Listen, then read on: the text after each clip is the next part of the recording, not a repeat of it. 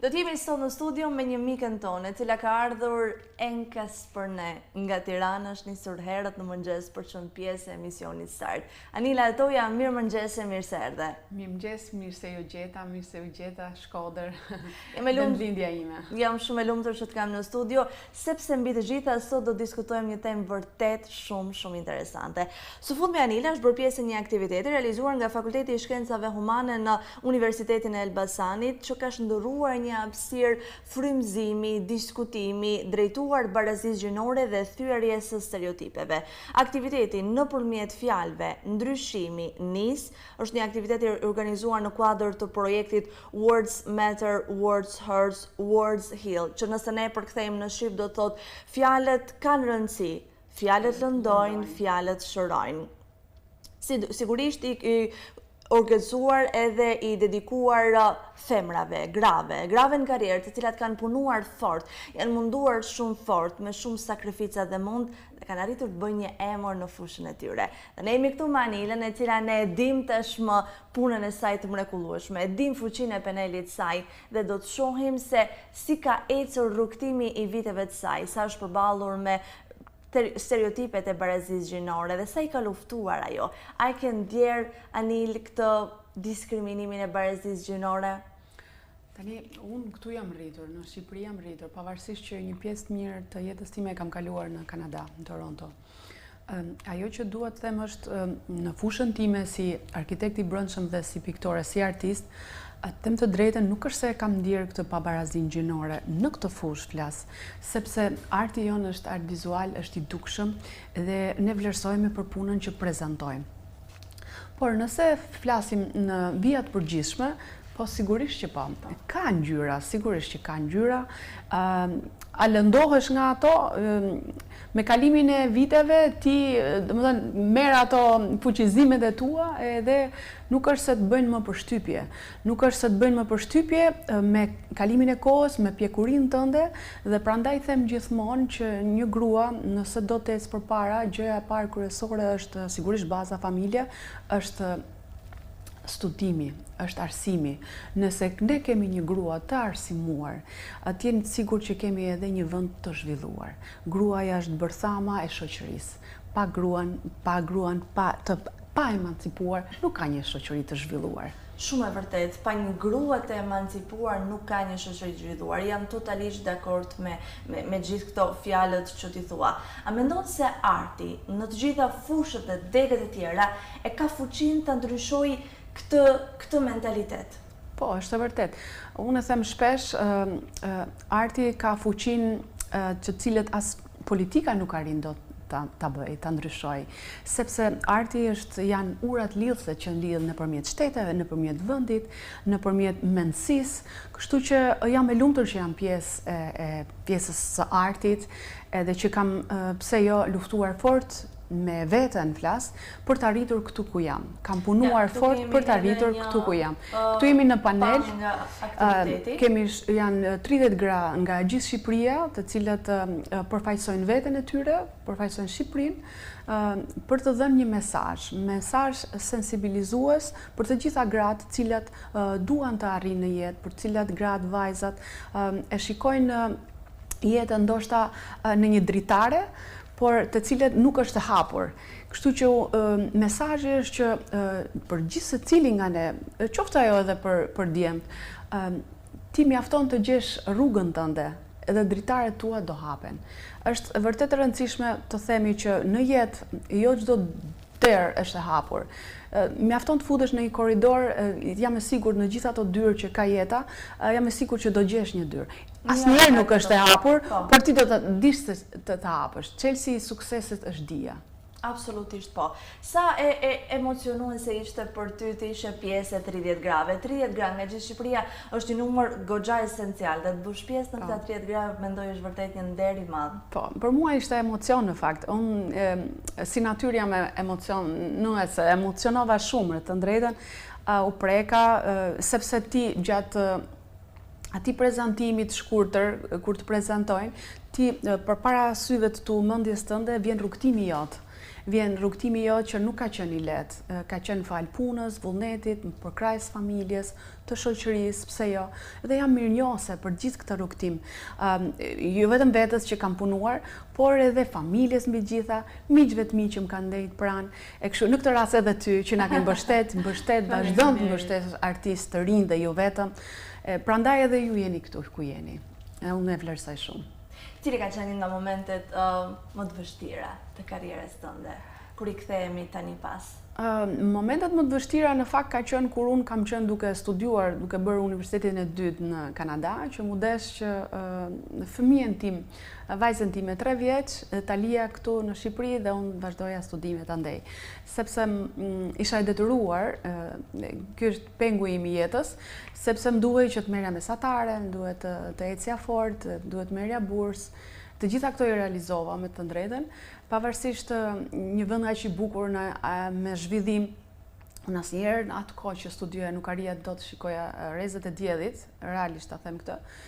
Prandaj them, por rrezja ime e diellit ishte në Shqipëri, ishin fëmijët e mi, por fal atyre më jepnin forcë që unë vazhdoja përpara. Këtë e mbaj mend që ka qenë sfida ime apo edhe pengu im I jetës. Dhe kush është nënë e kupton mirë sa forcë e madhe duhet për ta bërë një gjë të tillë. Duhet, dhe sa kurajo e fortë, dhe sa vërtet është brengë e madhe për ta kaluar. Dhe unë e mirë kuptoj jashtëzakonisht shumë. Dhe më vjen mirë që pas gjithë kësaj sakrifice ja ka dalë, edhe je këtu ku je sot, pikërisht fal këtyre sakrificave. Se nëse ne qëndrojmë në këtë zonën tonë të komfortit dhe nuk bëjmë asgjë për te mundësive tona, nuk bëjmë asgjë për te kësaj rehatisë që na kap ndonjëherë, nuk besoj se do të arrijmë shumë larg. Është më së vërtetë, e thatë shumë bukur.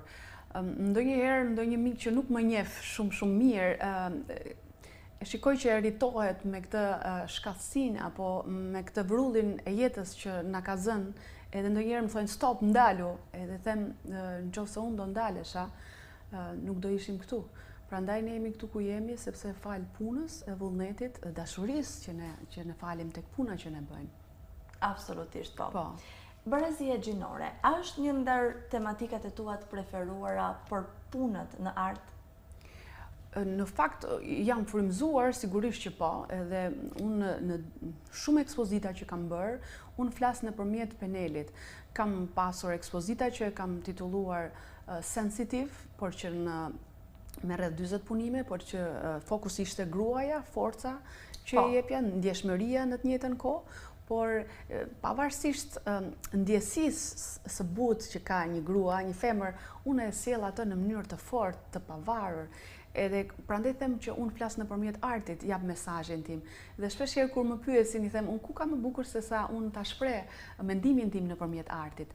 Dhe jam për barazi gjinore, jam pro gruas, gjithmonë do jem pro gruas. Në çdo projekt që realizohet, unë jam aty për të përkrahur gruan, sepse jo vetëm se jam nënë e 2 vajzave, por sepse kemi kaluar shumë mbi shpatulla dhe nuk është se kemi gjetur përkrahje dhe prandaj jam aty për të ndihmuar. Ti jap një shans, pse jo, çdo vajzë, çdo grua, sa herë që unë kam mundësi. Kjo është vërtet shumë e bukur në fakt të jesh mbështetëse edhe të frymëzosh edhe shumë gra dhe vajza të tjera të cilat shohin se si rrugtimi I dikujt ka përfunduar në sukses dhe mund të marrin atë shtysën apo atë frymëzimin. Ne këtu shohim pjesë. Po jemi në një event tani te Galeria e Arteve të Tiranës, që është pranë Verën Art. Ishte ekspozitë që para pak ditësh u mbyll. Ishte një ekspozitë vërtet shumë e veçantë dhe jam falënderuese që më ftuan, më bën pjesë te këtij eventi ku janë artistë vërtet shumë me emër në moshë, realisht ne ishim më të rinjt pjesëmarrës. Është eksperiencë e bukur sepse unë gjithmonë I quaj ekspozitat me artistë të mëdhenj shkollë në vete. Pse? Po sepse ti aty merr ato kritikat që nga miqt merr vetëm anën pozitive, sa bukur, merr ato kritikat për mirë flas gjithmonë, sepse zakonisht kritikat në një pjesë të mirë kur nuk janë dashamirëse nuk të rrisin, por kur janë në mënyrë pozitive që duan që ti të ecësh përpara, po sigurisht që ecën. Këtu dua të ndalem pikërisht te kritikat, duke kthyer edhe një herë në fokus tek tematika kryesore e bisedës sonë. A janë të mira kritikat, pra a na ndihmojnë që të ecim përpara, apo ndonjëherë këto kritika fshehin në vetvete edhe një lloj dëshire për të ulur, xhelozi. Po prandaj them, varet se nga kush e merr kritikën, varet kush t'i jep kritikat. Në moshën tonë tani, në moshën time, ditë them që kritika për sa i përket karakterit për mua nuk është e shëndetshme, sepse karakteri i njeriut është formuar tani më. Në fakt, baza është që 2 vjeç që fillon fëmia që forcon dhe formon karakterin e vet. Kjo është në bazë të familjes, edukatës e me radhë. Por nëse është produktive për të ecur, sigurisht që është pozitive. Sigurisht që është pozitive. Pra duhet me nda, domethënë, kritik pozitive, dashamirëse, apo kritik në thonjza që është për të ulur si person, për të ulur nga ana profesionale. Kjo sigurisht që nuk ndihmon. Tani që hedh shikimin pas tek gjithë karriera jote dhe është një karrierë e gjatë, atë kujtohen këto kritika me këtë nocion, pra që kanë dashur po dhe të largojnë nga rruga? Po patjetër, ka patur shumë që ndonjëherë jam ndalur, kam thënë mos të vazhdoj, pastaj ka qenë familja, apo edhe unë vetë kam thënë, po talentin ma ka dhënë natyra, Zoti, pse duhet ndale? Por ka patur edhe familjarët mi që më njohin shumë mirë, që më kanë shtyrë për të arritur, edhe miq të mirë që më kanë thënë ti ke talent, vazhdo, duhet të vazhdosh. Kjo është edhe arsyeja që jam këtu fal familjes që më ka mbështetur. Dhe prandaj them që në shumë raste të gjithë kemi nevojë për mbështetje emocionale, edhe pse jo, edhe ndihmë flas miqësore, është e hapur kur është një ndihmë e mirë flas. Sa rëndësi ka puna me veten në rrafshin psikologjik, në rrafshin e motivimit? Shumë, është shumë e rëndësishme. Është shumë e rëndësishme të besosh në vetvete, është shumë e rëndësishme të mos jesh shumë kritik ndaj vetes. Kritik të jesh për të ecur përpara, por jo për step back që të kthen mbrapa në kohë. Kështu që prandaj është edhe ajo shpreha duaje veten. Duaje veten ashtu siç je, përmirësoje dhe do jesh i lumtur, be happy. A kemi bërë hapa përpara si shoqëri në luftimin e këtij mentaliteti, në krijimin e hapësirave të sigurta për vajzat dhe gratë, në të sigurta flas për shfaqjen e potencialit të tyre, për shfaqjen e talenteve të tyre? Shiko, kemi bërë hapa, por ditë them që në hapa të ngadalt. Kjo nuk është vetëm për vajzat, por edhe flas në përgjithësi për gjithë të rinj. Si nënë e 2 të rejave, adoleshente, them që nuk ka shumë mundësi flas jo studimi, sepse ka universitete, fakultete, por nuk ka mundësi mbasi studiojnë këto të rinj, ku do vendosen këto të rinj. Pra shoh një ngërç flas për këtë pjesë, për të rinjt, kjo është ndoshta arsyeja që duan të emigrojnë. Kjo është arsyeja që duan të migrojnë, ashtu siç kam migruar dhe unë nga Shkodra në Tiranë, prej 35 vitesh tani më. Por unë në fakt po të kisha punë, të isha e punësuar, unë do kisha ndetë në vendin tim, në qytetin tim, në fshat Shëncika. Do kisha kontribuar këtu, pavarësisht përsëri unë mundohem të kontriboj, e jap kontributin tim, por është shumë bukur ajo shpreha guri i rënd në vendin e vet, por gjithsesi edhe rrënjët mund t'i formosh në vende të tjera, është më së normale, por ku po shkojnë gjithë këto të rinj, do doja shumë që të kishte të rinj që punojnë, kontribojnë, jo kafeve. Jo kafeneve, kështu që po flas në gjuhën e nënës, po flas si profesioniste, merri si duhesh, kjo është buron nga unë si njeri në radhë të parë. Pastaj flasim si karrieriste apo nga ana profesionale. Kështu që ka hapa, por të ngadalt. A mendon që një vepër arti lexohet ndryshe nëse autori është femër dhe nëse autori është mashkull? Nuancat e ngjyrat janë. Sepse, është e dukshme, sepse gruaja zakonisht shpreh atë ndjesinë në brendësi, emocionin që merr nga njerëzit, emocionin që ka vetë në brendësinë e saj, ndërsa një burg është ka më forcë në punën e tij, është më i ftoftë ndoshta në ngjyra, dallohen, po dallohen. A mendon që edhe publiku i thjesht e arrin ta kap këtë? Ajo është e vështirë. Është e vështirë sepse publiku shikon anën vizuale, pra më pëlqen, s'më pëlqen, ndërsa një artist shikon anën tjetër që është e vështirë një sy i lirë për ta kapur. Pra një artist ta bëj këtë dallimin gjinor mes. Po arrin ta bëj patjetër. Është varet nga karakteret e njeriut, ka për shembull punë që janë shumë të bukura, të forta me mesazh, që janë nga pikturuara nga gratë. Jo gjithmonë gratë janë më kështu rozë delikate në punët e tyre. Edhe unë kam pasur punë që janë shumë të strong me mesazh.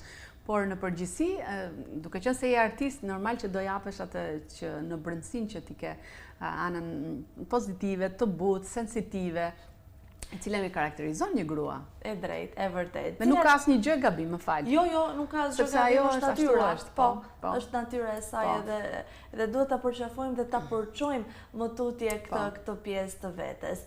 Cilat nga stereotipet gjinore të shqetësojnë më tepër në këtë shoqërinë tonë moderne? Është një pyetje e vështirë në fakt, që do ta lë të hapur, realisht. Sepse duhet një emision tjetër për ta përballuar, për të folur, realisht. Po mirë, atëherë e lëm edhe ne të hapur.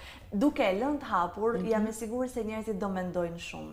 Edhe mirë bëre që e le në këtë, se i ke shtyrë tani të gjithë mendojnë, po se a kemi, si kemi, ku janë më të dukshmet.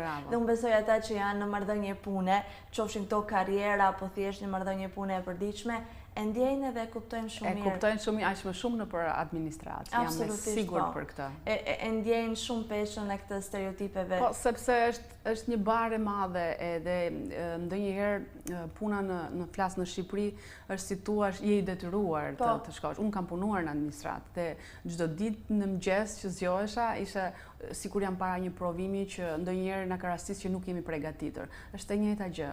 Domethënë, prandaj duke qenë se jam artist, dua ta na shkaloj këtë, jo se s'dua të flas edhe nuk kam mundësi me fol, por sepse është shumë e vështirë, janë hallka shumë të vështira që nuk besoj që do të kalohen ndonjëherë. Administrata ka vërtet probleme shumë sociale edhe ndoshta edhe ne si shoqëri mbase kemi probleme sociale, ekonomike sigurisht, se jemi në një vend të zhvilluar, por lidhen bashkë. Kur ke probleme ekonomike, janë të lidhura me sociale-ekonomike së bashku, kështu që është një temë e gjerë, realisht që duhet një pasdite mirë edhe shumë orë për ta diskutuar. Edhe të gjitha këto pastaj reflektohen në sjelljet shoqërore, sigurisht, në të stereotipet që ne bashkë të gjithë i krijojmë për të vërtetën, një për të hequr përgjegjësinë nga vetja, absolutisht po. Duke jemi në fund të kësaj interviste tani dhe unë të pyes se cilat janë aktivitetet e ardhshme që ke planifikuar, ku do të shohim së shpejti? E para do jem në Athinë në një exhibition. Jam shpallur fituese përfaqësuese nga Shqipëria. Dhe do jetë një event madhështor ku do jenë trupi diplomatik i joni, vendeve të ndryshme, është international exhibition, internacional, pra ndërkombëtar, më fal për termin anglisht. Është krejt e kuptueshme. Dhe jam shpallur fituese në një event përsëri në Itali. Jam përfaqësuese e Shqipërisë. Është internacionale dhe ky si event do jetë në një ndër muzeet më të rëndësishëm të Torinos. Jam shumë e lumtur që do marr pjesë. Më shumë më ka lumturuar kur në këto evente, përpos që shpallesh fituese, thonë ju lutem merrni me vete flamurin tuaj kombëtar. Sa bukur. Kjo është një ftesë e ëmbël shumë. Shumë, edhe të bën të mos ta mendosh dy herë do shkoj apo jo, por patjetër që po. Jam shumë e lumtur për ty. Të uroj shumë suksese. Edhe të uroj ta shijosh maksimalisht të dy eksperjenca vërtet fantastike dhe unike. Edhe unë të uroj për çmimin e paqes, e meriton vërtet. Vajza si ju japin mesazh edhe nëpërmjet syve, nuk është të thënë vetëm të flasësh. Faleminderit shumë. Faleminderit edhe ju miq që keni përcjellë një intervistë të tillë. Urojmë ta kemi merituar privilegjin e kohës suaj.